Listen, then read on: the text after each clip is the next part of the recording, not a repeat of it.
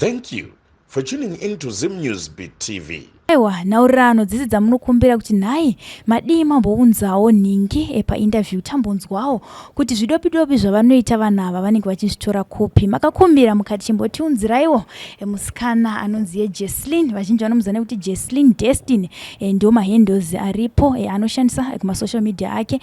Tikati aiwa regai timuunze musikana uyu, vazhinji vanomuziva nekutweka. Tikati aiwa regai timbomunzwa kuti zvakatanga sei, ndiyo kubhinga here kwatinoziva kuti vasikana veko vakati samukei vanombva vatanga kuenda kuchina Mwari. Zvakambotanga sei? Tinyatsonzwa kubva kwaari kuti ingori twerking here, pane kamudzidzisa here, kumba kwawo kune masisters here angadai achitawo zvekutweka. Sikati aiwa regai nhasi timboita face to face interaction naye timbonzwisisa kuti zvakatanga sei.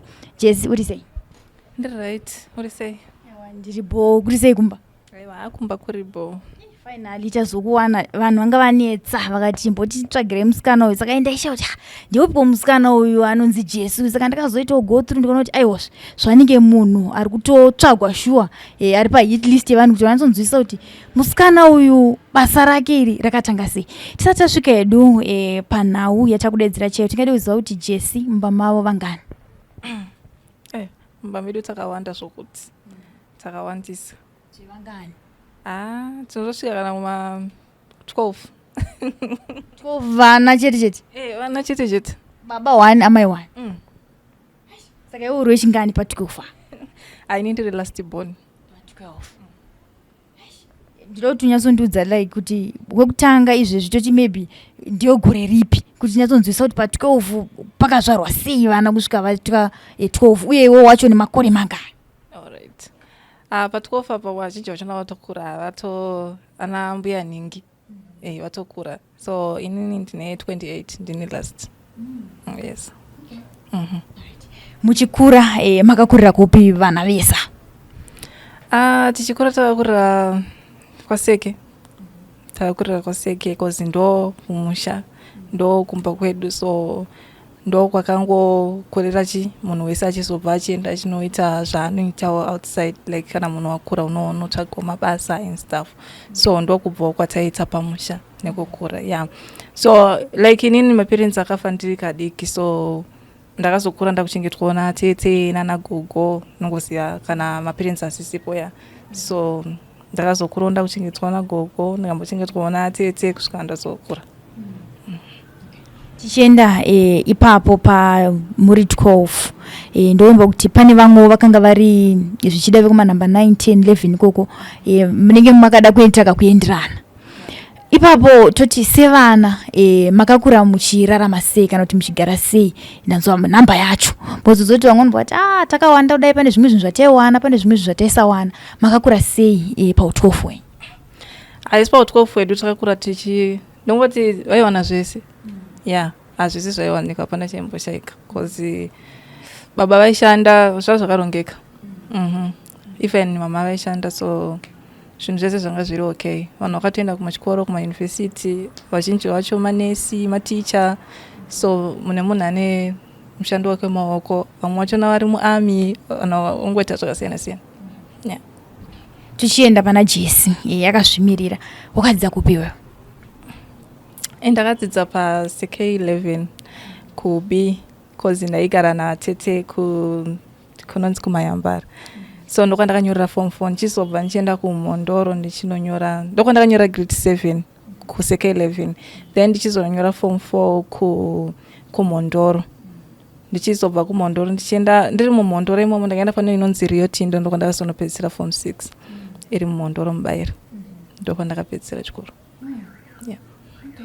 Tichienda ipapo pakuenda kuchikoro ndobva ndapinda mukeria yako. Handizoti mukeria yako kana kuti muchi imomo mutwerking and what.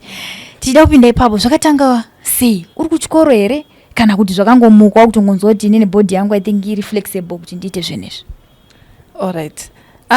Ndiri kuchikoro ndisatamba, ndakatonyarara zvakuti vanhu vekuchikoro vatonaondoti aiwa nekunyarara kwako kuya. But vanhu vaizviziva ndana sekuru vangu vandaimbotiza navo tichienda kunotamba ngoma, ndo vaiziva kuti musikana anotamba zvekudaro. so ndaitoti ndikaenda ndikanotamba ikoko ndaitopiwa mari, ndaibva ndine mari.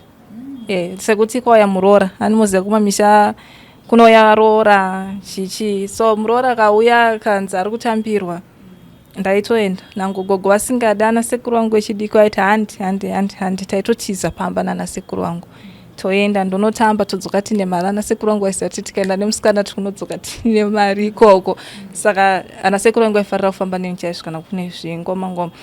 Then pakutamba atete vangu vandaigara navo vaitamba vaitamba zvokuti but vainyanyotamba like ma-traditional dance like zvinanambire ndowati but vaitamba. Saka zviri mufamily zvekutongotamba izvi zviri muropa. Zviri muropa, mutsinga, mubhonzo, skeleton zviri muskeleton. Zvekutamba zviri ndezvedzinza. Ukandibvunza kuti zvakamira sei ndongokudza kuti aiwa ndezveropa.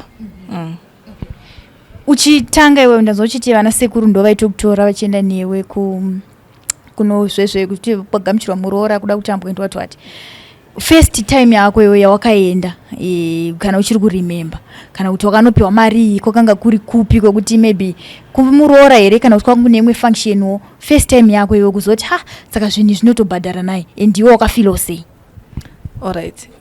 First time yangu yakanakidza because takazosara tosvika ikoko ndaitya because takatiza kumba. Takatiza gogo tikati ndakangoti ndakuenda kunorara. Vamwe vakati takuenda tese takuenda kunorara. Sekuru akati takuenda uchi takuenda kungoma kune muroora angauya kune imwe village. So pakuzobuda tikatangosiya tangofarawo madhoo nongosiya zvekutiza pamba zvatinongoita kana tiri kumamisha. Saka tava murodhi tazasangana nezvimwe zvonzi zvimasengu like zvipoko ndova zvatimhanyisa. Zvipoko here kana zvigure? Noti zvigure, zvipoko chaizvo like zvimasengu zvakareba so. Saka tei tikamhanya tichiona takumberi chakumberi kwedu. Isusu tikumhanya tichienda waitochiona chakumberi chasvika. So takaramba tichingomhanya because haini ndaifunga mari because ndiziva kuti ndikaenda kanotamba mari inenge ichikandurwa muroora imwe inenge iri yangu toita hafu nemuroora. So handisina kuhaiona sinese but ndaida kutongoenda just kungonofarawo nevamwe like kungogamuchira muroora but at the end of the day ndikatongosvikawo ndikatamba ndinotongowina nekutongotora mari United. Ipapo uchongowa nemakore mangana? Ipapo I was 14. Yeah. 14 ndanda tunopinda mu15. Wautofunga kuti ndofunga ndikanotamba inini muroora yake yangu hafu ndatokalculata ndatodzana sekuru wangu kuti hafu muroora hafu inini. Saka ndozvakanoitika dhera chero? Zvakatonoitika dhera chero. Ndakatosvika ndikanotamba ndikatokandirwa mari ndikatotora mari. Ndanzwa uchitaura zvekutamba ndozve panogamuchirwa muroora obviously panenge pachirira zvemangoma chichichichi ende tete vanotamba dzema-traditional dance ndowati iwe manje waitamba sei padheri because tiri kuzoona mavidheos ako twerking like you're not dancing zvechinyakare zvezvatajera zvenhembe ndowati but ipapo waizunza futi mazangalewa here panana kutezvara ava vauya kuzosiya muroora what? Alright. Traditional like kana tika traditional dance vanhu vanofunga kuti tinge tichingoisa like how we do kana tiri kuchikoro kuti you understand but traditional dance like matambiro angu indotamba jiti kuchirungu ndo yavanozoisa kuti twerking but madances aya aitotambwa kare you understand madances aitotambwa kubva kare ana mbuya vedu vechinyakare vese vaimatamba. It's only kuti these days it's advanced but takutomalimita also because tinge tichitozivawo kuti vanhu vanozoti zvakati you understand zvakafanana nekuti kare vanhu vachinokumbirira mvura vachiita sei ana mbuya vedu vaitoenda vachinotweka you understand yes vaitoenda vachinotweka vaitoenda vachinowaina but maitira vaiita akasiyana nekuti avo ndiye kukumbirira kuvadzimu. Isusu edu tinenge tichitamba zveku entertainer and stuff so edu are advanced aya echinyakare but it's same dance it's same traditional dance because ndezvechinyakare inongonzi GT yese iGT kureva kuti masong ekumusha anotambwa pachiridzwa ngoma, anotambwa pachizunza mazakwatira. Ndosaka muchitonzwa panoimbwa yekunzi zunza mazakwatira, masong iyoyo takatozvarwa ariko, so ainzi mazakwatira achona mai ndiwawo machi mazakwatira. Yeah. Okay, ipapo pakuzunza mazakwatira nei nazochitaura kuti mufamily tete nagogo vanotuta sei vaita zvekutamba izvozvo. Pane here pamaimbogara pasi vochiti Jessy mbouya o vamwe vazukuru vechisikana and what nevakomana kuti vanotambawo here mufamily imomo oro ndezvevasikana chete? Pane pamaimbogariswa pasi here kuti this is what we do mufamily medu, o munhu wese anenge akatongozvarwa nechipo chake? Munhu akazvarwa nechipo chake, so iwe ukaona kune chipo chako zvandotokudza kuti vamwe vemufamily mangu vatori manesi anotobaya jekiseni, but ini ukatonipa injection yacho kuti ndikubaya handitozivi kuti rinobayiwa sei. Ini ndikatomutorawo ndikati uya ndikutwekese, anototadza kuziva kuti kutweka kwachona zvinofamba sei. So it's not like havagone kutamba, vanogona kutamba but matambire edu nezvipo zvedu zvakatosiyana. Saka iwewe ndiwo wakazongoendawo above like darika vamwe panhau dzekutweka idzi? Yeah, exactly. Zvangu zvanyatsono mumongo, then I realized that I can do this. Yeah. Okay. Wazobva uchikoro nanzwa kuti wakatanga tongoti 14 15 somewhere there. Wazobva ipapo iwewe wawana first mari yako, watambira muroora, zvinoramba kazvichipinda musystem, wakuda kuramba uchitambira varoora vevanhu and what ko vanhu vacho vepamba paunenge waenda unotambira muroora havana kukuhaya, havana kukudaidza, then boom Jessy atosvika akutota sei akutozunza masakunga leo, vaizoti chii vachikuona uchipefoma pamaroora avo? Vaitozvifarira because vanhu vanoda entertainment. Kana pachiitwa zvinhu zvekufarwa munoitawo zvekufara, asi zvakasiyana nekuti ndava ndasvika parufu pari kuti munhu andatanga kuzunza mazakwatira hazvina musoro, but kana pari pakufara tiri kuita zvekuita sei zvekufara zvekuti zvinhu zvese zvinakidza. So vaitozvifarira ende vazhinji vachinongwa kutoti dai musikana uyo kwaninga ambouya, dai musikana uyo kwaninga ita sei auya, but neyekuti ndaendawo kuchikoro besides izvozvo ndaenda kuMaSowe, so zvanga zvakaipa. Ipapo ma ndo pandinobvunza kuti uri kuenda kuMaSowe uku time tizokona kutambisa mazanga leo zvaifamba sei? Bosto zoti dressing MaSowe anogonosiyana. Ndichida kubvunza MaSowe ipinda yakanga iri chechi ipi? MaSowe chishanu. MaSowe white. Wabva mugemens takuona kubva kusvika maybe kuma12 1 wadzoka kuchechi wabvisa gemens, kuma4 kwambuya Pearson kune muroora mutsva auya. Zvaizobatana sei apa? Vanhu vaizoti chii vambokona kuchechi then later on wozokona kuzudza mazangwa leo zvaifamba sei? Bosi kuchechi tozoti kana uri kuchechi kuMaSowe nongosvingodzikisa zvakochi what do you call this, kuchikora muzura? Yes, manheru or time wakuzunza mazangwa leo zvaizobatana papi and community yakutora sei pawaita zvenezvo?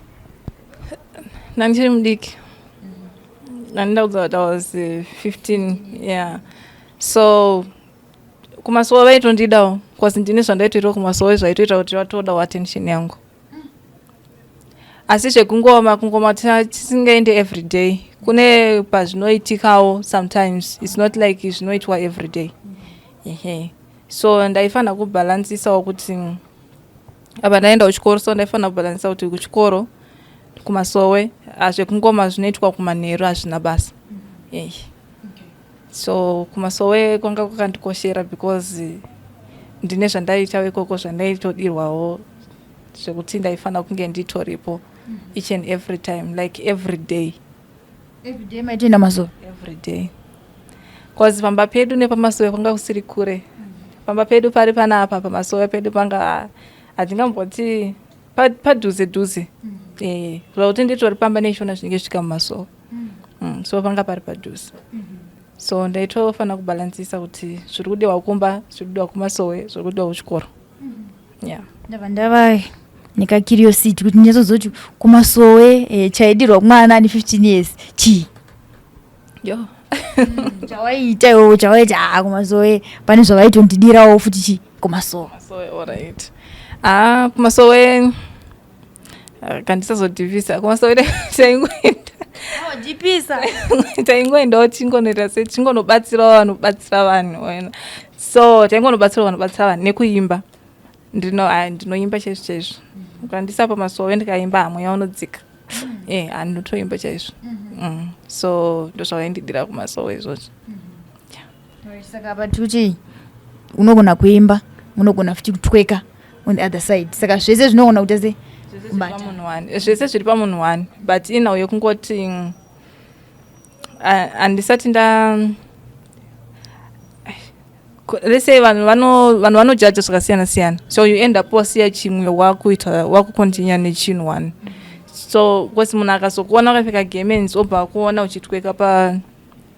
uchitweka pamafunctions or uri kutamba anobva afunga vanhu vane pfungwa dzakasiyana siyana so I decided kuti alright mwari mumwe chete ini ndikunamata ndiri mumba mangu neari kunamata ari kumasowe or ari kuPentecostal church takangofanana chikuru moyo wako kungoziva kuti what's the relationship between you and God ndo chinhu chakangokosha chandakadzidza mulife mangu yes because I used to ask God kuti saka ndoenda kuchechi ipi yekuti vanhu vanokwanisa kundigamuchirawo sezvandiri because I love what I do you understand zviri muropa you understand ndogona kusiya kuzviita but somehow ndenge ndichizviita so relationship yakakosha iri pakati pangu naMwari kwete pakati pangu namufundisi or namuprofita so I decided kuti no I can just stay inside my house talk to my God the communication between me and God is very important than people yeah so akazoregera namasowe ndakazoregera ndakatozongoregera yeah samanje vangu vakuchimbirwa naniwo wasiya kune vamwe vanogona kuimba vakazinge vakutoimbawo so ndokusiya kwandakaita besides ndakasiya ndakubuda muZimbabwe ndakuenda kuBotswana so I had to leave then go anga ragore ripiri wabva pama 15 years ndanzwa panyema 15 years wakazosvika ku form 4 and 15 years 16 17 ndichipedza chikoro changu 18 ndichidzoka kuno kuHarare then ndovanamboti I think angoti gare like for 2 years muno muZimbabwe then ndichibva ndatobuda I think ndakabuda year rechi3 ndopa ndakabva ndaenda kuBotswana that was 2019 waenda kuBotswana twerking yakamira here no ndasvika kuBotswana hainambomira twerking cause ndasvika kuBotswana ndopa ndakatanga kunyanyofocusa nesocial media because when I was here muZimbabwe and handisati ndaenda kusocial media pfungwa dzangu dzasatadza kutomboziva kuti there is something chinonzi social media I used to dance ndichingowana mari but not zvekuti kune social media yeah so when I get to Botswana ndasingatoziva kuti kune TikTok kune Instagram kune ndaiziva Facebook ndo ndakatongokura njiziya so TikTok ndakavhurirwa nekamunin'ina kangu I was like pane inonzi TikTok you can do your videos and post them I was like zvine basa reko and my first account akatoicreata nezita rake because inini ndandisingatoziva kuti zvinoenda nekupi zvichibva nekupi then ndobva atanga kuzondidzisa kuti you use this I was like okay cool so ndakatomboita I think months ndichingopostawo just kungoposta nyana then that account ndobva ndatoishaya then I opened my main account ndo ndatanga kuposta ndichiposta main account ndo yandaishandisa like kupinda pamalive ndichitamba pamalive and stuff so you know social media unosangana nevanhu vakasiyana siyana unosangana nemashoko akasiyana siyana vamwe vanenge vachiti vari kutsvaga varume vamwe vanenge vachiti ipambi vanhu vanotaura zvakasiyana siyana pasocial media so iwe ndoonoungoziva kuti ndakavingei pasocial media you understand so ndo zvimwe zvinhu zvakaita kuti ndirambe ndichingoita sei ndichienda viral. So ndakazoita first video rangu, not first video, ndakazoita one video rakaenda viral. Yeah.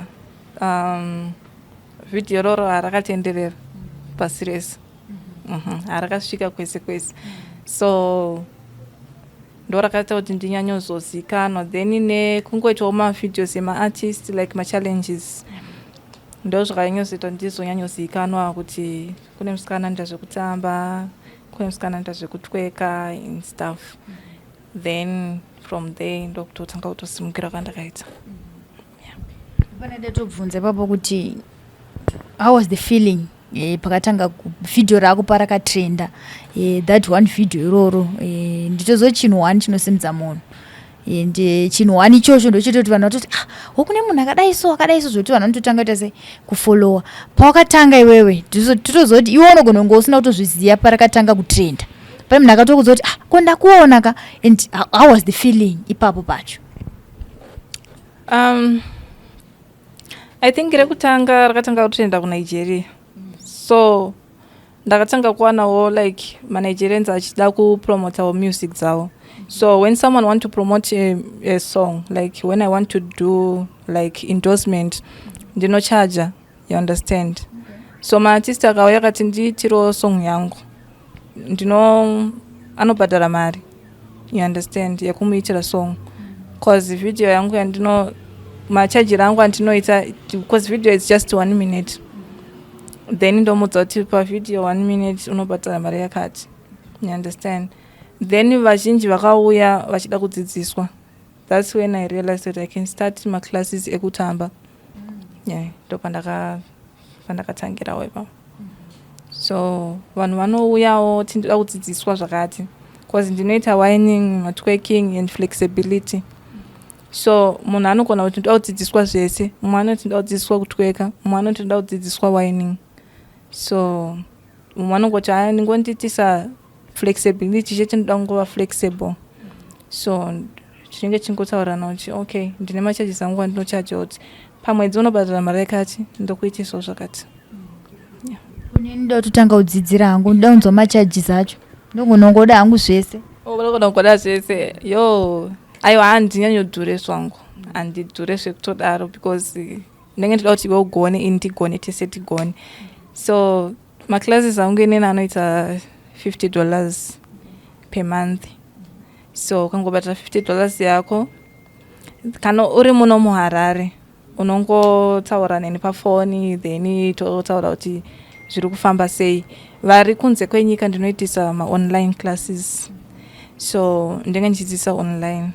So it's $50 iyoyo, and namaprices akasiyana siyana. But kana wakuda ma-advanced ndoatingeta kuzoenda kuma-headstand whining, iwayo anocosta, because it requires a lot of energy, strength, and you understand. So anoda ndoanoti dhure do ma-advanced.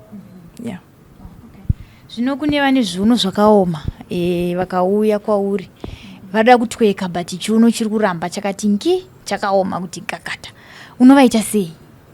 Like vane masessions era unotanga wamboitawo flexibility yezviuno zvacho, o unoziva iwewo kuti unovabatsira sei, oro hakuna munhu anonzi agone kutamba, o zvakamira sei? Bosi kunokupa totombosonza gara henyu pasi, bosi isusu totamba takagara pamacheya, bosi ezoti kasimuka idisaster. So unotanga wavaita sei vanhu ivavo kuti vazokwanisawo kuti aiwa iwo zvino chiuno chaflexible, unovaitawo sei pane zvinhu zvavanenge vachida kubatsirwa nazvo? Alright. Kune vanhu vanouya vasingatogone, like asingatoziva kuti ndinomuvha sei, ndo munhu andotanga ndadzidzisa inonzi flexibility. Ndokudzidzisa kuti how to be flexible, kungoti nyama dzako dzive dzakaregedzeka, don't be stiff. Yeah. So ndikakudzidzisa kuti flexibility yako unofana kudai, then zvinhu zvese panyama zvino zvaita sei, zvino zvaregedzera, so that you'll be flexible to do whatever you want to do with your body. Yeah. So ndinotanga ndatokudzidzisa flexibility. Ndinofamba newe step by step, handingokumhanyise kuti ndoda kungoti usheke, or ndoda kungoti uwaine, or ndoda kungokona musoro wacho pasi and stuff. Ndinotokudzidzisa step by step, because ndikangotanga kungokuti dai sometimes ndinenge ndichokukwadza nyama dzako because nyama dzako hadzina kuzvijaira, so ndinofamba newe step by step kusvika wajaira, kusvika panozoperawo mwedzi unenge wavapo. Yeah. Tichidzokera pana wemacomments nazochiti apa pamacomments vanoita zvakasiyana siyana kuti akutsvaga varume ndimanjuzu azodaiso ada kuattracta makastoma azoita sei. Unofila sei uchiona manegative comments? Tombozoti pane mamwe mavideos ekuti unotoposta but mapositive comments anenge ari mashoma but manegative ndo anenge akaita sei akawanda. Unofila sei iwo paunoverenga macomments wayo? Pandakatanga ndaitorwadziwa singaite because ndaitoingo kana kuinbox. I think vakadzi vazhinji vaindinga kuinbox vachiti vaitya kutorerwa varume. So I didn't respond to them. You understand? Ndakangozvinzwisisa kuti mulife like muupenyu mune munhu ane maonero ake. Indoona kuti unoti bhegi rida kudonha iyo kuti unoti rakanaka risitoita sei harisida kudonha. You understand? So ndakangogamuchira munhu wese nemaonero ake nepfungwa dzake nemafungiro ake nezvese zvaanenge achifunga. Ndikangoona kuti nango kandiheta nhasi mangwana unenge woti uri pavidhio rangu iroro chiriona futi. And a lot of people vaisa ma-negative comments and what. Ndaizowaona futi vari mu-inbox like ndakumbira kudzidziswa. So ndakangozvigamuchira kuti munhu anogona kutaura zvaanoda mu-comment section but that person anenge achinida help. So ndakangogamuchira munhu wese nepfungwa dzake nemaonero ake. Yeah. Zvinotomborwadza madhesi ekutanga but now hazvichatorwadzi. Nyange kwaiva chikanda comment yakaita sei haitombondirwadzi because ndatozvijaira and ndinongokugamuchira nepfungwa dzako nemaonero ako. Takatarisa ipapo pamacomments ndifunga pane imwe post yandatombotanga across painsta pako yanga ina Natasha Nyemba then pawaiswa paside payanzi ndiani oda kuspenda naye here night and something like that. Ndikati but uriwe irimwe hama yako iri kuona oro ndimai vako whoever relative yako iri kuona munhu achikombewa, how do you feel muchikombeiwa vasikana? Tozoti even kutobhulwa pasocial media it's a crime but vanhu iko zvino ndozvo vari kutoona zvikutomeka maviews nekutobhula vamwe vanhu nekuti munhu aunetsane naye but munhu anongogridha foto rako nemumwe munhu then makutotanga kutosanganiswa brain ningi naningi. Iwewe uri papicture ipapo uri kukombewa unza uyu nauyu ndiani ane mazangale wamahombe and then what? Iwe wacho unofila sei uriwe uri paposta ipapo? Social media usati ukapinda pasocial media usapinda nemoyo. Ukapinda nemoyo unoita depression. Vanhu pasocial media vanotaura zvavanoda. You understand? So vanongoona zvatinenge taposta pasocial media but they don't know what is behind. You understand? So isira post uchindimoka or uchindikombea na someone ndinotokomenta something nice papost yako because I don't even care about it. Iwe ndori kutofunga pfungwa dzako because what I realize is ndira kungotaura zvangu but pfungwa dzemaZimbabweans zvakafanana ne-whining and twerking. Kana ari Rihanna or Beyonce anenge achitweka akapfeka kathongo, you will see a lot of Zimbabweans there. This is nice, this is cute. But if you're a Zimbabwean uri kuzviita vanouya vachimoka vachituka vachiita sei, you understand? So and kana wakuzikanwa havachambokutuki. Vanenge vakuzvifarira.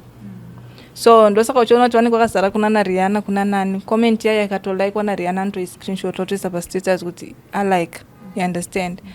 But kana ari mwako ari kuzviita it's bad but kana vari vamwe it's nice. So ukangoziva kuti pfungwa dzemaZimbabweans dzekuti art, they don't know art. What is art? You understand? What we do is art. It's not like we do it to attract men or to get varume vese. Aupedzi varume vese vari munyika. Because pazuva unogona kuwana kana 1,000. Are you going to get married to 30,000 men or to 1,000? Are you going to respond to all of them? No. What we do is art. We entertain people. That's the purpose of social media. You understand? So tinongosvika pa social media, then we do what we do and go. Vanozosvikawo vachikomenta nepfungwa dzavo ndovanenge kutongofunga zvisina basa because all those stuff that we do, it's it's culture. Jamaicans whining, like my Jamaican dance, it's just whining and twerking, you understand? Then my dances want no toita. Mama achona ndakatosiya zvafana nebhakati dance yeku south. Ndakaisiya because ndakaona kuti munhu wese akutongoita footwork. You understand? Then I decided, okay, what they don't want ndo zvandiri kuramba ndichiita. You understand? That's art. Because art handingati ndikuona kuti uyo ari kuimba zvakati ndati okay, saka uyo ari kuimba zvakati kandi ndinoimba zvaari kuimba. That's not art. Unenge wakutokopa someone. So do your own things. Yeah. Kumenza tumbo yanyoona unzi vanhu ava nehama here wai vachiita so wai vazoshama wai vazodi makomenzi wayo iwe unomagamuchira sei? Kusaidi kwangu ndakatongoona kuti indaposta pasocial media. Hama yangu kana ichindifollowa pasocial media sekusocial media ndezvekusocial media. You don't need to tora zvinhu zvekusocial media then you bring it into personal whatever. Then you start asking me things zvepa social media. You understand? But ukandiona ndifamba muroad ndakapfeka thongo G-string ndonditi naiwe zvashata. You understand? But that thing is just for entertainment ndizogumira ipapo. Then I have life. Yeah. Community wise wadzoka kuZimbabwe uri kwaseke and vanhu vanototi ndimusikana wekawo maybe vamwe vanotanga vachimbofungidza kuti ndiye utona vanhu vabata mafoni vachifananidza kuti anenge ndiyo. Hapana here pekuti unotombosvika pakukonfront ndonzi ko ndiwe kaiwe ndakakuona uchitweka kana uchiita sei ende wewe pacho papa unobvunzwa ipapo how do you feel? Pana umba kudaonza ndotamba. Family yangu inoziva kuti ndotamba. So I don't explain anything to people. If you want to watch it, go and watch. If you want to learn, I will teach you. If you have other mind about my videos, just to do whatever you want with them. So, because ukada kuexplaina kumunhu wese unoexplaina na Zimbabwe yese. Unoenda ku South unoexplaina na South Africa yese. Because everyone anengada kutonzwisisa. Ende munhu anotofunza. Ndavana ndikatoona munhu anogona kuti iwe unoimba sei kwewe? Ndinotomubvunza. But munhu yakada kuexplainira nyika yese, yo, zvinobuda. So, just do what you love to do. Yeah. Another question, pane mubvunzo watikabvunzwa zvaita kuti tizokutsvaga kuti rege titsvage Jessy natsonzwisa kubva kwaari maybe ndiye angatova nemhinduro. Vamwe vaiti muchibvunziro Jessy kuti akaenda kuchina Mwari here or what happened to her, zviri muropa here, zviri bloodline here or akatoenda kubhinga akanobatsirwa ikoko because zoti vane kubhinga vane time yavanoenda kavasikana vaya vonobatsirwa vonoita china Mwari then they come back. Saka vanhu vaibvunza kuti Jessy madhensi ake zvese zvaanoita symbolism yacho china Mwari. Saka vaibvunza kuti wakaenda here or what? Yo, andimbokuziva kuti kwakapira sei. Andimbokuziva kuti kuchina Mwari kunoitwa sei. Inini zviri ngori pandinde zvekuti I do create my stuff simupfungwa dzangu ndakagara. Zvakafanana neheadstand whining yandinoita. If ndikati mwe munhu aiite haigoni. Mwe munhu anogona ngatori flexible zvekutodaro zvekuti anogona kutobenda and stuff, but ndikamuti okay, just to do this, anotadza kuzviita. So zvinhu zvangu ndinocreate zvakafanana nekutamba. Like it's not like kuti ndinoita twerking and whining and stuff only. Ndinototamba like ndinotodhensa chese ndinotoita naRihanna. But the thing ndeyekuti ukandisira song ndinoitamba mamoves ayo chaichaya haikuda, but ukazoramba wanga ndichidzokorodza neisatoziva kuti ndambotamba sei. You understand? So zvinhu zvangu ndinocreata ndega mupfungwa dzangu, then I do my stuffs handina kumbodzidziswa. Ndikatochedzwa kumuchatozviya uite masteps namwe ndotodza kuti mandurai. Bosi ukati ndidzosimudza gumbo rako urisoku handizvigoni. Ndinokwanisa kudzidzisa vamwe asi ndini kudzidziswa zvakaramba. I do create my own stuffs. I do create my own art. Then I do it. Yeah. Zvikuya wataura zvemusoro kuti zvangu ndinongocreata ndega musoro. Zvinowanzoitika nguva yakaita sei? Bosi zoti vamwe vanobva vati inini zvekuimba izvi zvinongoya lese vanoimba vaya mamusician kuti inini zvangu ndinongonzwa music yangu ichingoya munzeve womukuti imba so ndozongonoenda kuna producer kuna promoter whoever ndonongonopiwa beat then boom ndakutoimba. Iwo ako mamoves hai ndoti wati anongoya musoro wakarelaxa here or when you're walking or whatever anoya sei kuti uzoziva kuti iko zvino ndikaenda pavidhio rababa Harare regitiri I can dance this way or zvinoya sei yekuti unyatsoti ndakazvifunga ndega nemusoro wangu?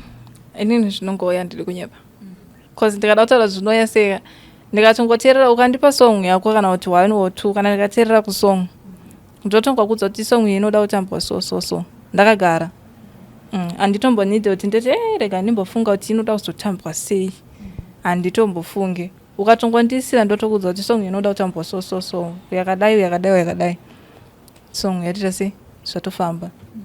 So sometimes wamwe ndakatorara kumba ndikatoshaya hope ndotomuka maearphones angu music yangu ndakutotamba ndinenge ndichingotambawo but not kuti ndinenge ndichirekodha, but sometimes ndogona kutorekodha something chekuti chinotoenda viral but pfungwa dzangu dzinenge dzisitombori pakuti chichaenda viral, but ndinenge ndichitongozvitura sometimes for fun but that thing chotoenda viral because ndinenge ndangochicreator. Then I said okay, ndikandimboita kavideo kekasong kaikai kandinakidza ndotoita, then kavideo kakutotrend. Saka nje vapi vamwe ndazoshara zvekutoka tocreate magroups ekuti munogona kutodzisa vanhu ndwatwati pane here vamwe vanhu vekuti unototi itori product yangu iyi kana kuti iko zvino ndakadzisa vanhu vangani o ndane magroups mangani abuda sofa o ndine vamwe vanhu izvezvo vandikutodzidzisa kubva pawatanga kudzidzisa vanhu wabatsira vanhu vangani? Sofa ndatibatsira vanhu vakawanda, especially kuma-ladies. Ma-ladies vari kuya vakati one day, you understand, because suicide it was twerking and whining, but there's other way deeper than that. So kana vakadzi vakauya, I do love to help my ladies, you understand. So kuBotswana ndine branch, then kuSouth ndine branch. So pandakabva kuSouth ndichiya kunoko, I wanted to create another one here in Zimbabwe because kunoku ndakandisina since I left Zimbabwe ndandisina create anything. I only opened kuBotswana and kuSouth. So kuSouth ndine vanhu vakawanda vandinotodzidzisa. Vamwe vachina vakutoitawo vachitoposta mavideos avo nekuBotswana also. So izvezvi vamwe vakadzi vakutonditsvaka kuBotswana kuti nhaiwe chidzoka takukuda. I was like handisati ndatombogara one. So vanhu vakutonditsvaga kuti chidzoka kuBotswana takutora tamirira maclasses because they do love to do it, they enjoy it. It's something that is funny but you are learning something.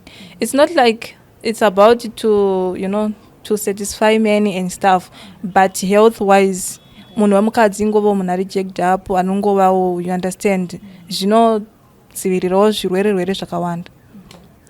You look younger also because paunotamba unosweta and tsvina dzedze dzinobuda muropa, so so vanhu ngavadzidze kutamba vachiexercise so vagare vari fit and strong.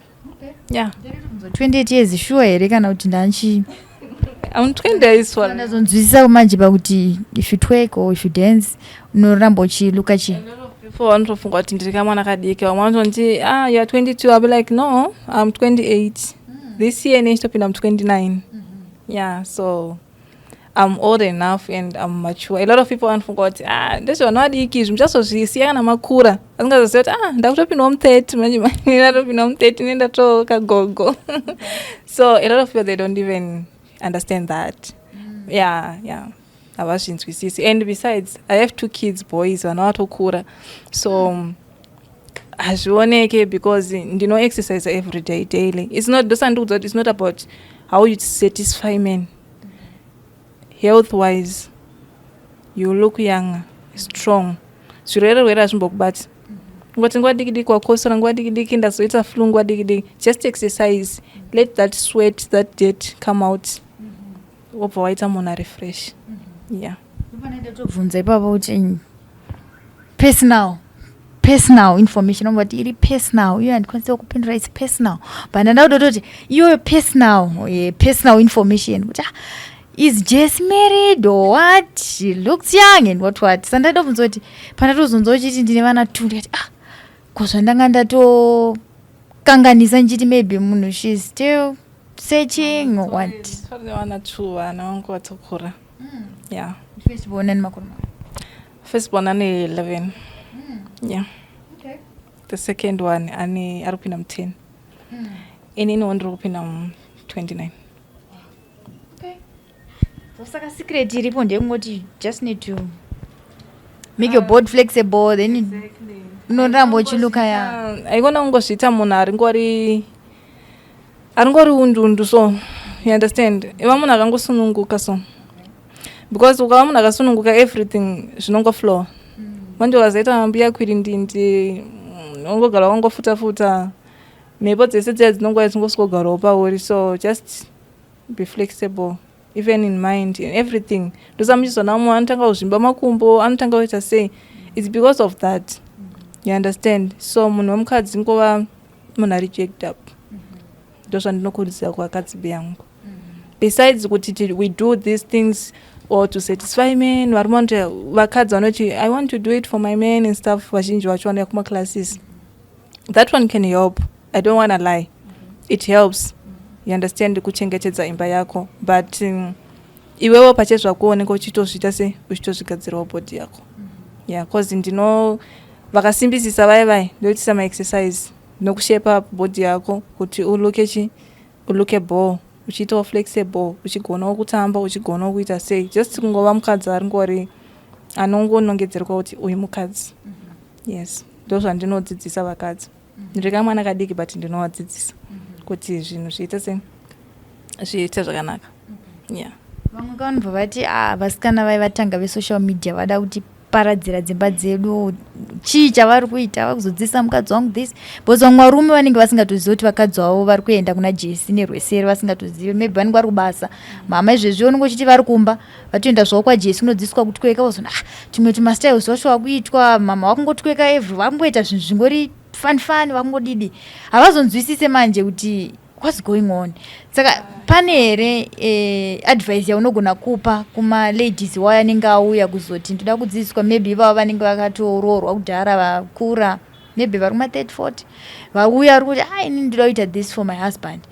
pane paunombobvunzera kuti matenderana here nababa or you can just say alright it's okay ndo zvamuri kuda then wotoita sei wotoendera mberi nekuvadzidzisa ndakada kutaura 90% yevakadzi vandodzidzisa vanobhadharirwa nevarume vavo kuuya kumaclasses kwangu that's the honest truth yeah vazhinji vacho vanototi murume wangu aita payment here ati ndikuuya kumaclasses handina kumbira ndakaita problem especially nematswana nemasouth africans handina kumbogara ndakaita problem because vanobhadharirwa nevarume vavo kuti vauye kumaclasses so they do understand because munhu womukadzi ukati ndoda kunodzidziswa this one mumwe wacho anogona kuti aritori murume wake asangana nevhidhio angoti baby da kuti unodzidziswa this one so vanoratidzana I don't know the relationship between them but kunzwisisana kwavo ndokunoita kuti vazoya kwandiri so vazhinji vandinoshanda navo vakadzi vandinoshanda navo vanobhadharirwa nevarume vavo and vanenge vawirirana nevarume vavo then vamwe vanouyawo maindividuals handisati ndambosangana nevano kuti vanosangana nemaproblems akada cause varume vanozvida anongotaurawo you understand munhu anongotaurawo zvana ndichingotaura zviya zvinoita vanhu kumacomment section kuti anouya munhu ototaura comment isina basa but muinbox mako anenge atori machitoneeda help kuti nhaiwe ndokumbirawo help murume wangu hakusisina rugare kumba ndokumbira kuti ngondihelpawo unozviita sei but mucomment section anenge atosvika ataura zvisina basa rese but ndinongogamuchira munhu zvandakuta ndinogamuchira munhu sezvaari because that person angada help you understand so vanhu vanenge vachingoti zvina basa but zvine basa somehow zvine basa yeah.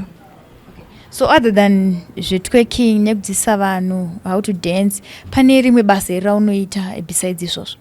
Yes, I do work. Okay. Yeah, I do work. I have an online store from SA, so I do like now ndiri kushandira zvangu ndiri kuno kuZimbabwe, but it's something that I do online. Yes, it's an online shop. So ndinotoshanda. Okay. Maybe nongochingoti uyai ndikudzidzise zvenyu chingoita sei? Ndinodzidzisa kutamba because basa rangu kazhinji ndinochita maclasses online, ndinoshanda online. So most of the time ndinge ngori online, so ndinotoshanda notowana salary. Ndotobira kuti murungu mari yakufanda kuti ichita sei ichipinda, you understand? So I do work. Okay. Yeah. Ndochazo tunotoitisa online. So vanhu vese vamwe vacho ndovadzidzisa online like hamuna space yamunoti tikusangana pakati todzidzisana ipapo from time yakadai, or you can just say online tese toenda paZoom toenda tese toungana, then you can just start doing matworks ako, then ini ndiri kumba kana ndiri kwandiri koko, then chingodzidzirawo ndiri koko ndichitedzera zvaunenge uchiita, or unosvita sei? Okay, muno muZimbabwe I think last time ndakaitira paMwarare Gardens, mutheatre in the park. I think ndo ndicharamba ndichiitira because makasununguka, space and privacy also. Si vanhu vekuti munenge makanyanyozara vanhu, so I think that's the place I'm going to use. Plus it's CBD, munhu wese anongoziva kuti Mwarare Gardens, theatre in the park, hapana munhu anombokwanisa kuti ase kurasika, munhu wese anongosvika. But vari kunze kwenyika zvanaita vandodzidza vari kunana America, Canada, vari kunyika dzakasiyana siyana. Zvakafanira kuti navo handisi kuBotswana, kune varimwe vari kuBotswana vanenge vaida kuitiswa, ndinovaisa online also. Kune vari kuSouth vanenge vada kuramba vachiisa, ndinongovaisa online also. But vandinavo kuno in person, we can meet, we arrange, then we do our classes. Branch muno murazovhurwa? Rakavhurwa, but I'm still arranging. There's a lot of stuff that I want to fix there, but I'm still arranging. Neripo wakamboti relationship yangu yatopera naye because of the job that I'm doing. Iwewe semunhu uchimbofunga kuti ko munhu atondirambira here basa rangu randakabvira ndichiita when I was 15 kusvika nhasi unozoti nosha ngatingosiyane nazvo kana uchiri kuita basa rangu?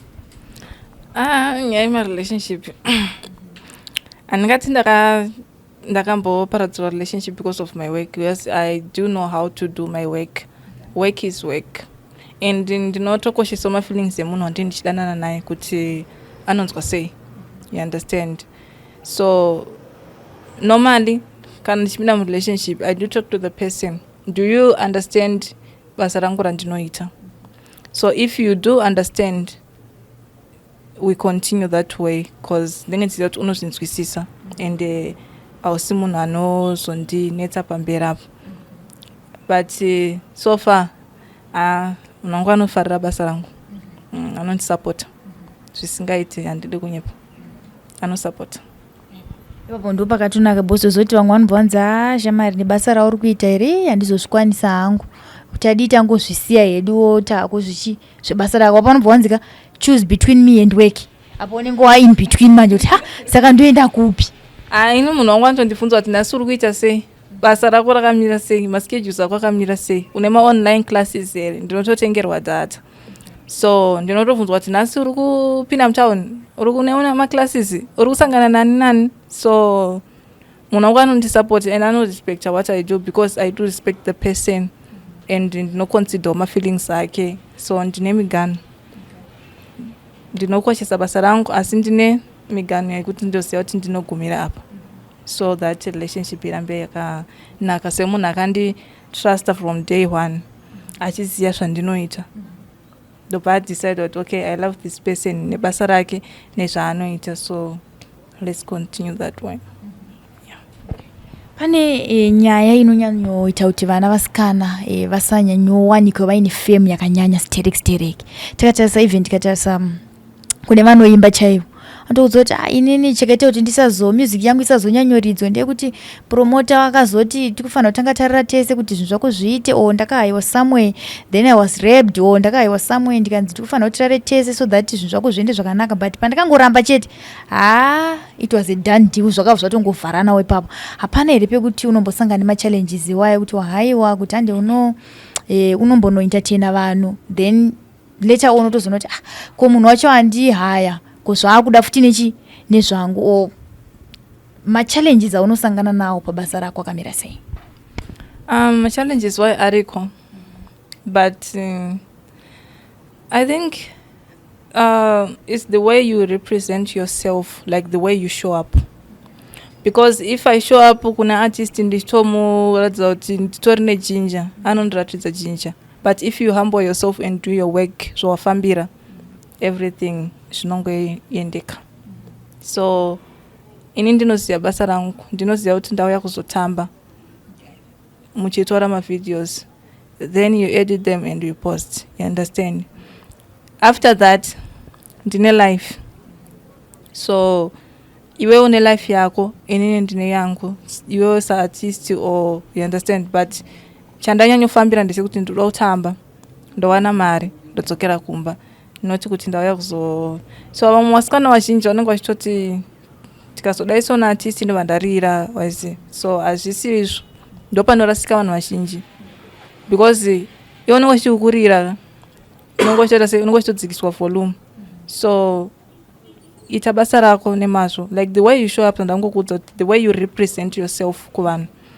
Ndikasvika pauriwo ndikatongosvika ndikatanga unotoona kuti ava vana udzikama, but ndikasvikawo pauri ndakadzikamowo ndakatyokawo, unotoona kuti apa atangike, ratidza munhu kuti apaite sei apasvikike apatangike. Show that respect, like respect yourself so others will respect you. Ndo zvandongokurudzira kune vasikana, especially madancers, because vanhu vazhinji vanotongofunga kuti munhu akaita dancer akaita zvekutweka wakaita zvekuwaina wakaita semunhu wese anongodhensa vanonga vatofunga kuti esha apa nongopinda, you understand, but ukangoratidzawo kuti hapapindikewo unenge wagona. Yeah. Hapaneri pekuti wakamboshanda iwewo, washanda zuva rese ko, washanda maawaza washanda wahaiwa paipai wozoona mari haisi kubuda, pekunototi maiwe ko ndaita sizvo, unototsvaga futi iwe mari yekudzokesa, yekudzoka kumba kwaunenge waenda kwacho kwaunenge wahaiwa. Hapaneri machallenges iwayo wakambosangana nawo? So far handisati inini ndofarira communication. If you're an artist ukand approacha kuti uda kuitirwa zvakati, ndinogara ndatokuudza kuti inini ndinokumbirawo payment yangu before ndisati ndaita basa rangu, so ndinogara ndataura newe waita payment, kana uchibhadhara zvinoda kubhadharwa it's up to you, but mari yangu yaita sei yapinda yebasa, then ndouya ndoshanda, then I go back home. So so far handisati ndasangana nazvo, to be honest, handisati. Yeah. Nhasi zvingaitira kuti ushofamba kuya kuno tabva nekukutsvaga, ndifunga mhino kuti anenge yakareba seti ngoti nai musikana uya nai musikana woenda futi usina kuti dzidzisa kutweka, sekuti araona mboitenda kuti vanhu vakatopa chichemo vakati ai mbotitsvagire musikana uyu ambonyatsotiudzawo kuti zvinhu zviri kubva paiko zvinofamba sei. I think there's this video rera vakatotitumira uine this dress here should be red green, like chiri dark, so uchidira I don't know it's wine or water I don't know, and then you were busy twerking vakati timbotitsvagire musikana and vakasenda zvinhu zvakawanda vakati timbotitsvagire musikana uyu munyatsomubvunzisa kuti zvakatanga sei, ndezvemufamily here o. So tataiwaka kana auya nhasi hatisi kushandisa mavhidhios amati paya anokuitirai, then toona kuti shuwa ndiye here o paanenge ari ega uko aine zvaanenge aita mheno whatever mashishishi, so that munhu anongokwanisa kungoti ndoda kutweka nhasi. Mazuva ano kwani zvakawanda zvinoitika ka munhu anenge aine kanhu kake uko ka dono kanongoti ita kuti nditweke, munhu otoita se ototweka, totoshati izvi zviri kutwa nemunhu here asungirira chikomu chinobva nhasi ati face to face asina anamboenda kumba asinoita se tongomuti gara apa titaure, after tataura kuti chimbotitwekera toona kuti shuwa ndiwe uri kuita se uri kuita mabasa kandi atokubata pasina no turning back. No, nhasi sina dress ka andogona kutsvagira Zambia. Nhasi musikana auya asina dress, auya akapfeka majini, zvinotwekeka. Tongoona idu emujini acho it's okay. So that vanhu vangoona chido changa chiripo. Emujini totopfeka majini kana tifamba kuti asizofamba achitweka muroad because hana order. Anoda kungotweka. Handisi kumbokuziva tototi utweke ndingaende shuwa ndingaite shuwa kutaura kwese uko ndichingotaura zvekutweka, unozoti koinga hana kutweka ndozova tichizva. Anoudza kuti anotweka the other day. Mwe musi achauya achizotitwekera, nhasi ndafamba sina hembe dzebasa, nhasi ndangoya ndakadai so ndikangoti rega ndisase rega ndisvike. But anonzi mahead chiyaya wanga uchambotaura I don't know head stand aiwa haatombode dress hadi dress aiwa ndinotoita zvakanaka. Hadi dress. It's okay.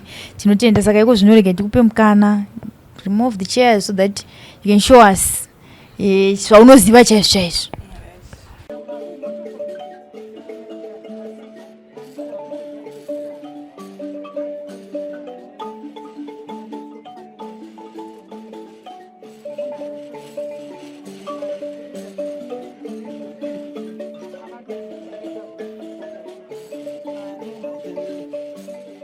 Thank you for tuning in to Zim News Beat TV.